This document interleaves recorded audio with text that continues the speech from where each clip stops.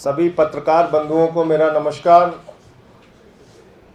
इस देश में नोटबंदी लागू करके देश की अर्थव्यवस्था को बर्बाद करने वाली मोदी सरकार, इस देश के अंदर जीएसटी का कानून लागू करके व्यापारियों को बर्बाद करने वाली मोदी सरकार, इस देश में काले किसानों के कानून लागू करके किसानों को बर्बाद करने वाली मोदी सरकार, इस देश में महंगाई आसमान पर पहुंचाकर माताओं बहनों के चूल्हे को बर्बाद करने वाली मोदी सरकार, इस देश के अंदर अग्निपथ योजना लाकर भ्रष्ट पथ पर निकल पड़ी है। ये मैं कहना चाहता हूं, सेना को नरेंद्र मोदी जी अपनी प्राइवेट एजेंसी बनाना चाहते हैं। भारत की सेना भारत का गौरव है। भारत की सेना देश की सीमाओं की रक्षा करने के लिए है और भारत की सेना में भर्ती होने वाला हिंदुस्तान का नौजवान अपने प्राणों की आहुति देकर देश की रक्षा करता है। आज नरेंद्र मोदी जी ने यह अग्निपथ योजना जो लाई है, यह निश्चित तौर पे देश के प्राइवेट कंपनियों को फायदा पहुंचाने के लिए योजना लाई गई है। 4 साल तक एक नौजवान सेना में भर्ती होने के लिए तैयारी करेगा। 4 साल तैयारी के बाद बड़ी मुश्किल से उसकी भर्ती होगी। 2 साल उसके ट्रेनिंग और छुट्टियों में जाएंगे। 2 साल वो नौकरी करेगा और 4 साल की नौकरी के बाद जब मोदी जी उसको निकाल के बाहर कर देंगे, सड़क पर खड़ा कर देंगे, तो उसके सामने आत्महत्या करने के सिवाय, भीख मांगने के सिवाय, अपराध के रास्ते पर जाने के सिवाय या किसी प्राइवेट कंपनी में सिक्योरिटी गार्ड करने की नौकरी करने के सिवाय कोई दूसरा रास्ता नहीं बचेगा। आज देश की खदानें, देश की सेल, देश के कोयला, एलआईसी, बैंक, सड़क, बिजली, पानी, बीपीसीएल, एयरपोर्ट, पोर्ट, कितने संपत्तियों का नाम लूं, सब कुछ देश के चंद पूंजीपतियों को नरेंद्र मोदी जी ने बेच दिया। उसकी रक्षा करने के लिए कौन चाहिए? सिक्योरिटी गार्ड चाहिए। Security guard.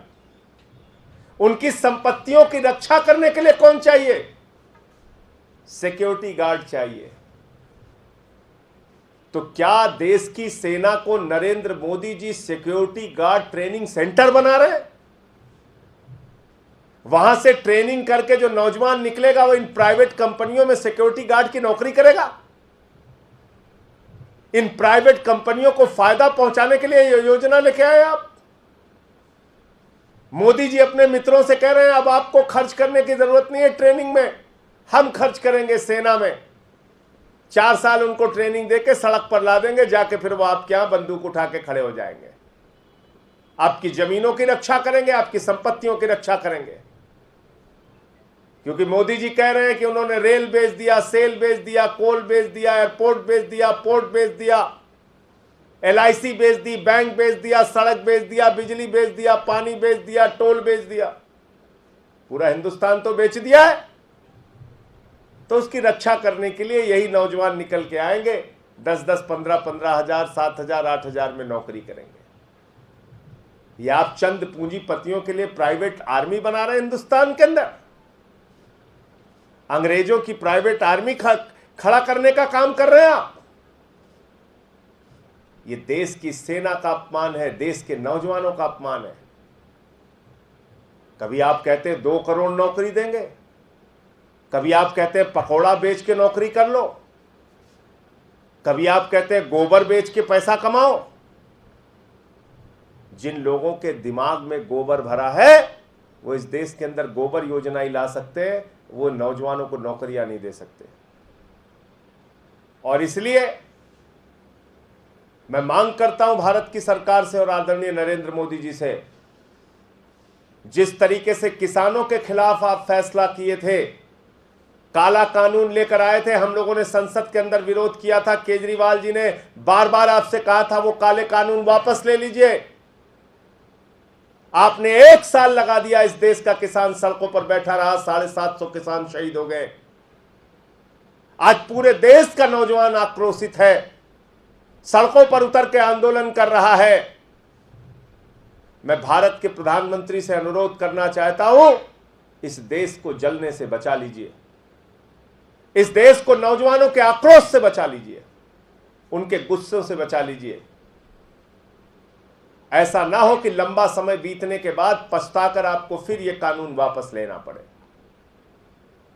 अभी भी वक्त है। आप ये काला कानून जो लेकर आए हैं, देश के सेना के गौरव को गिराने के लिए और हमारे नौजवानों को अपमानित करने के लिए, यह कानून वापस ले लीजिए और फालतू के सब्जबाग मत दिखाइए। आपके जुमलों से यह देश बहुत बर्बाद हो चुका है और बार बार धोखा खा चुका है। बहुत जुमला बोला आपने इस देश के लोगों के साथ, और इसीलिए आपकी पार्टी का नाम भारतीय झूठा पार्टी हो गया। हर चीज में आप झूठ बोलते हैं।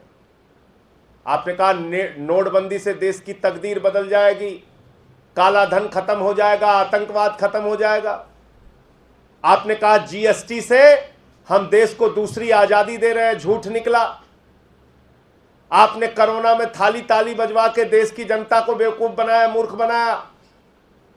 आपने नौजवानों को 2 करोड़ नौकरी देने का वादा किया, फिर कहने लगे पकौड़ा बेच लो, फिर कहने लगे कटोरा लेके घूमो, फिर अभी यूपी के चुनाव के पहले कहने लगे मोदी जी के दिमाग में एक बहुत बड़ा आइडिया आया है, गोबर बेच के पैसा कमाओ, गोबर बेच के। 4 महीने से गोबर का कंडा लेके नौजवान घूम रहे हैं, कोई गोबर खरीद ले, हमारा गोबर खरीदो। तो इसलिए अरविंद केजरीवाल जी, दिल्ली के मुख्यमंत्री ने भी आपसे अपील की है, पूरी की पूरी आम आदमी पार्टी आपसे अपील कर रही है, इस देश को जलने से बचाइए, इस देश को नौजवानों के गुस्से से बचाइए। इस देश के नौजवानों के साथ, जो 20 करोड़ नौजवानों के साथ आपने विश्वासघात किया है, इस विश्वासघात से इस देश के नौजवानों को बचाइए और यह फैसला तुरंत तत्काल वापस लीजिए। 17 साल की नौकरी की गारंटी अगर एक नौजवान को मिलती है, वो इस देश के लिए मरने मिटने के लिए, शहादत देने के लिए, देश की सीमा को सुरक्षित करने के लिए अपने प्राणों की आहुति तक दे देता है। इसलिए कि जब वो इस दुनिया में नहीं रहेगा, देश को बचाते हुए शहीद हो जाएगा, तो उसके परिवार की सुरक्षा की जिम्मेदारी सरकार लेगी। आपने इस योजना में न पेंशन, न भविष्य की कोई तनख्वाह, न कोई नौकरी की योजना। 25% लोगों को आप कह रहे हैं कंटिन्यू करेंगे। वो बेचारे नौजवान तो इसी बात में लग जाएंगे कि कैसे हम अपने अधिकारियों को खुश रखें कि 25% की श्रेणी में आ जाए। वो देश के सुरक्षा की भावना उनके मन में जो रहती है, वो भावना दूर रख के वो पहली कोशिश तो इस बात की करेंगे कि 4 साल की नौकरी में हम अपने सीनियर अधिकारियों को, वरिष्ठ अधिकारियों को किन किन तरीकों से खुश रखें जिससे कि वो हमें कंटिन्यू कर दे, हम 25% की श्रेणी में आ जाएं। इसी में पूरी ऊर्जा उनकी चली जाएगी। तो इसलिए ऐसा कोई काम मत कीजिए। और दुनिया के तमाम देशों में सुरक्षा के लिए प्राइवेट आर्मी भी हायर की जाती है।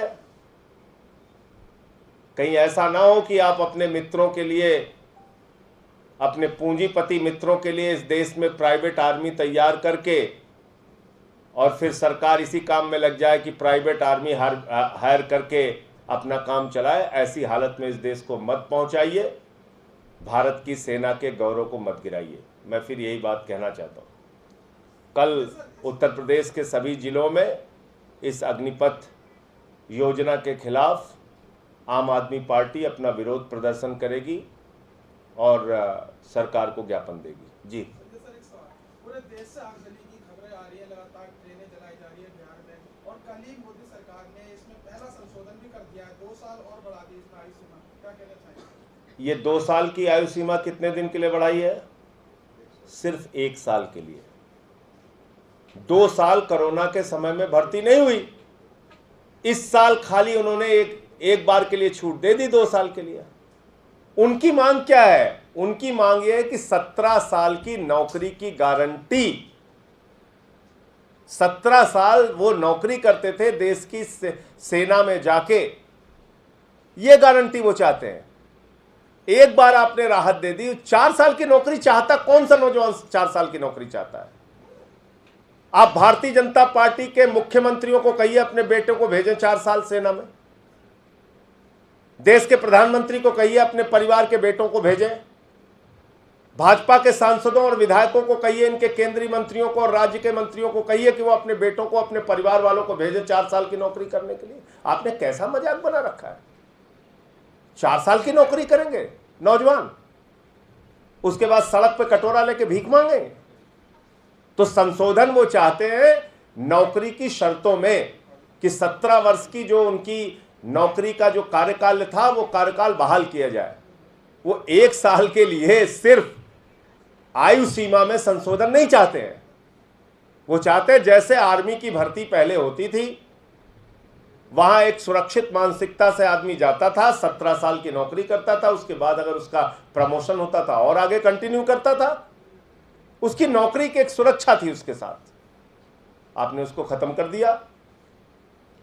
इसमें पेंशन की कोई गारंटी नहीं, इसमें परिवार की कोई गारंटी नहीं, इसमें किसी प्रकार की कोई गारंटी नहीं।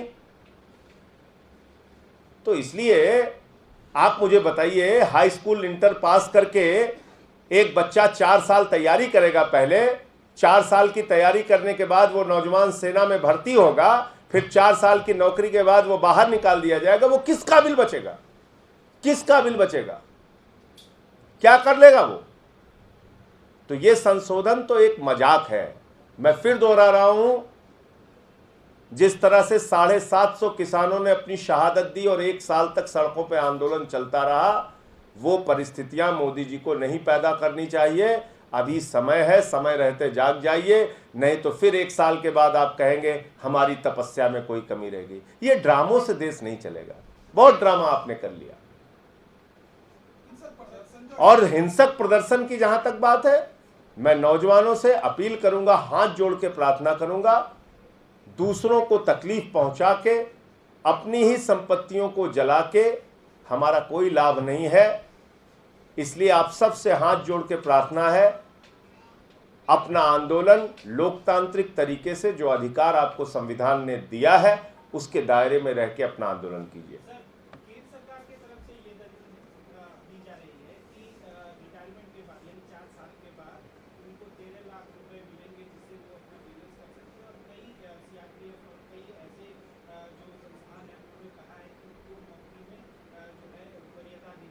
तो वही बात तो मेरी तो सच हो गई ना।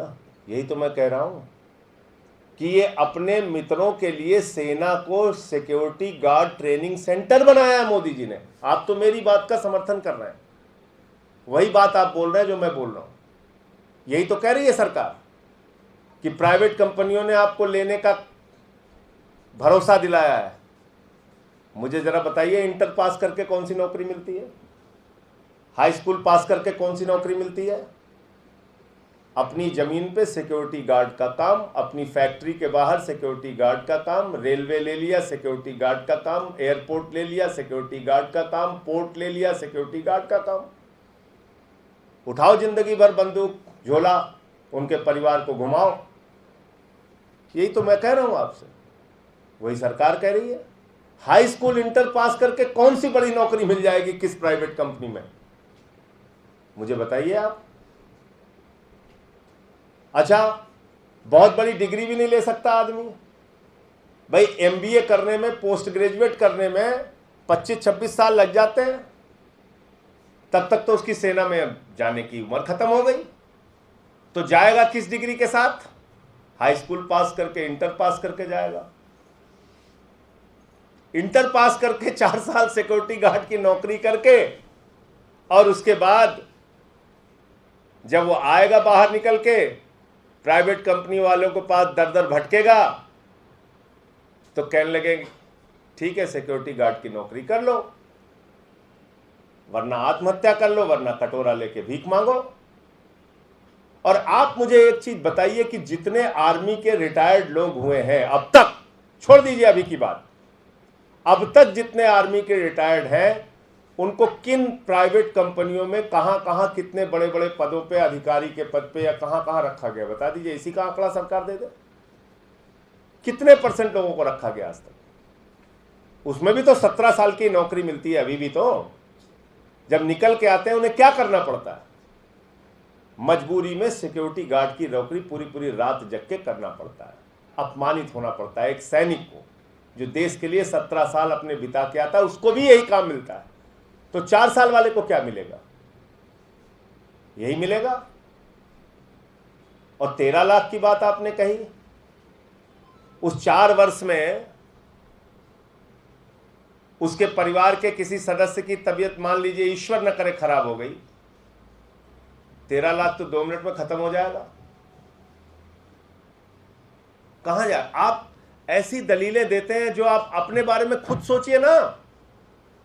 भारतीय जनता पार्टी के विधायक, सांसद, मंत्री, केंद्रीय मंत्री, मुख्यमंत्री, प्रधानमंत्री जो हैं, अपने परिवार के बच्चों को इसी योजना के तहत नौकरी देके दिखाएं भाई, आपको समझ में आ जाएगा।